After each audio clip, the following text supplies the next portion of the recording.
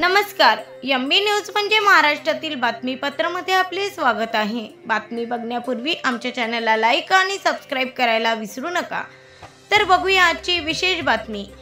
संपूर्ण देशभरात सुप्रसिद्ध अमरावती जिल्ह्यातील चांदूर रेल्वे येथील श्री क्षेत्र सावंगा विठोबा नगरीत गुढीपाडव्याच्या मुहूर्तावर लाखोंनी श्रीकृष्णाजी अवधूत महाराज यांच्या समाधीचे दर्शन घेतले। रविवारी सायंकाळी 5 वाजता संस्थानचे विश्वस्त मंडळीच्या उपस्थितीत विश्वस्त चरणदास कांडलकर यांनी झेंडे चढविले।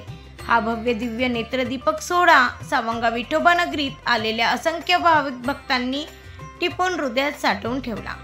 श्री क्षेत्र सावंगा विठोबा येथे गुढीपाडवा व रामनवमी यात्रा महोत्सवाला शनिवारपासून उत्साहात सुरुवात झाली। गुढीपाडव्याच्या दिवशी पहाटेपासून भाविक मिळेल त्या वाहनाने सावंगा विठोबा येथे दाखल होत होते। त्यामुळे सावंगा विठोबा रस्त्यावर चारही बाजूने वाहनांच्या रांगा लागल्या होत्या। दूरवरच्या भाविकांनी आधीच सावंग्यात डेरा टाकला। सर्वत्र अवधूती भजनाचे सूर ऐकायला मिळत होते। भाविक जागा मिळेल तिथे थांबून श्रीकृष्णाजी अवधूत महाराज यांची विटेवर कापूर जाळून आराधना करताना दिसत होते। त्यामुळे संपूर्ण वातावरणात कापुराचा सुगंध दरवळत होता।